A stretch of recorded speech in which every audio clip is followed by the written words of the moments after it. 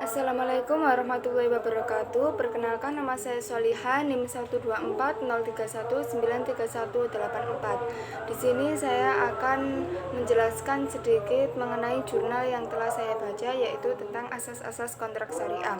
Dalam terminologi hukum Islam dikenal istilah akad. Dalam hukum Indonesia, akad ini berarti yaitu perjanjian. Istilah akad berasal dari bahasa Arab, yaitu akada yaqidu akdam, yang artinya perjanjian atau persetujuan. Nah, asas sendiri berasal dari bahasa Arab yang bunyinya asasun, berarti dasar, basis atau fondasi.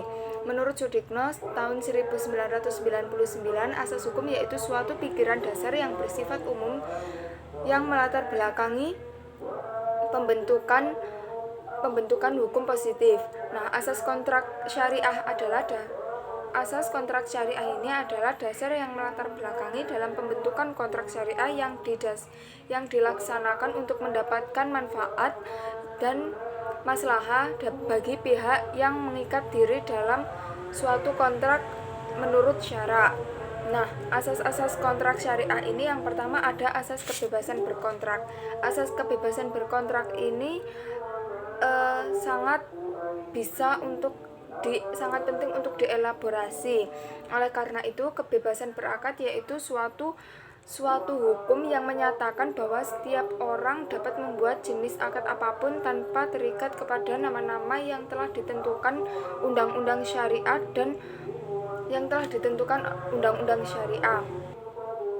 dan memasukkan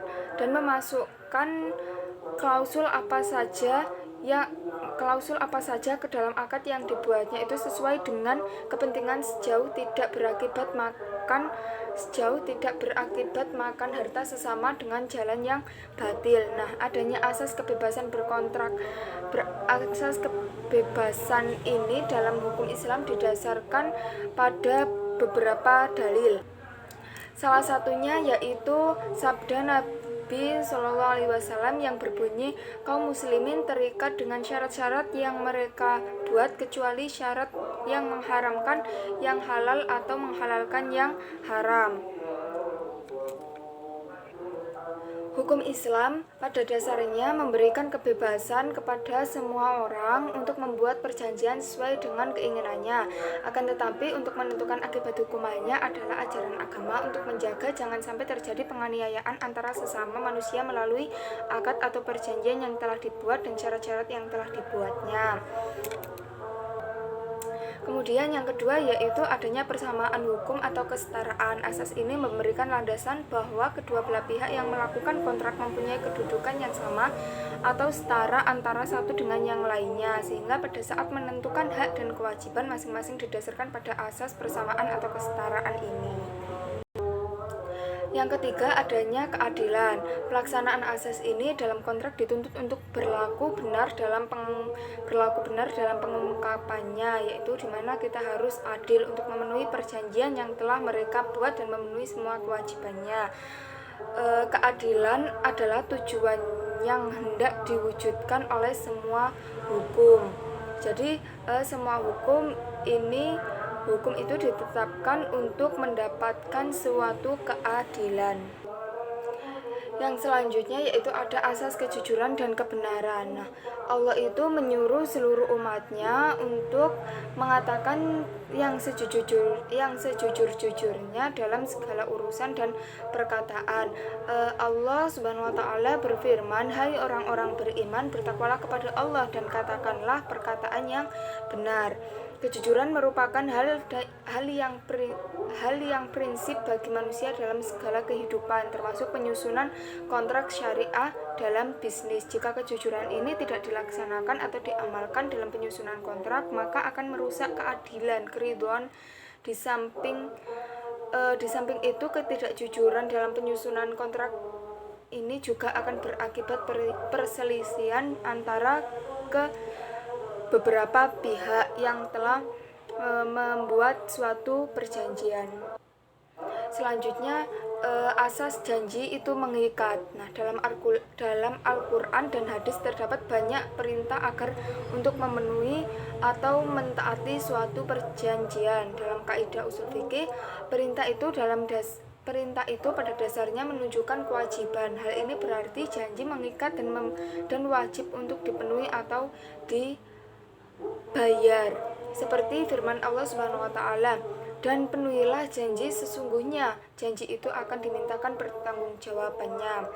Dalam hukum konvensional dikenal asas pacta sunt servanda, yang berarti janji itu mengikat seseorang untuk memenuhi suatu perkataan atau perjanjiannya. Yang dimaksud adalah suatu kontrak yang dibuat secara sah oleh pihak mengikat para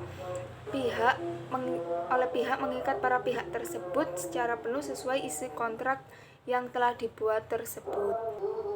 Yang terakhir yaitu ada asas tertulis. Asas tertulis dalam konteks syariah adalah di mana dalam suatu perjanjian hendaknya dilakukan secara tertulis agar dapat dijadikan sebagai alat bukti apabila di kemudian hari terjadi persengketaan. Jadi alangkah baiknya asas atau kontrak ini dibuat dalam bentuk tulisan atau dalam bentuk nyata, real, dan bisa disertakan dengan sebuah tanda tangan atau sebuah tanda bukti yang menyatakan kebenaran atau telah disetujui, sehingga ketika suatu saat dari salah satu pihak ada yang lupa, kita bisa menyetorkan atau membuktikan dengan sesuatu yang asas yang telah tertulis tadi. Dalam melaksanakan kontrak, maka keharusan untuk melakukannya secara tertulis supaya tidak terjadi permasalahan di kemudian harinya. Ketentuan ini didasarkan kepada Al-Quran surat Al-Baqarah ayat 282 sampai 283.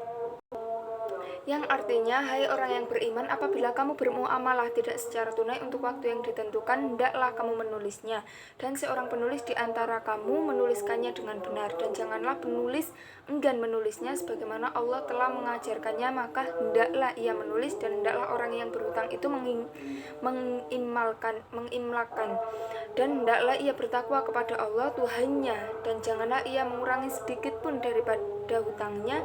Jika yang berhutang itu orang yang lemah akalnya atau lemah keadaannya, atau dia sendiri tidak mampu mengimlakannya, maka hendaklah walinya mengimlakannya dengan jujur. Asas hukum Alkitabah yang juga termaktub dalam Undang-Undang Nomor 21 Tahun 2008 tentang Perbankan Syariah di dalam pasal 1 ayat 13.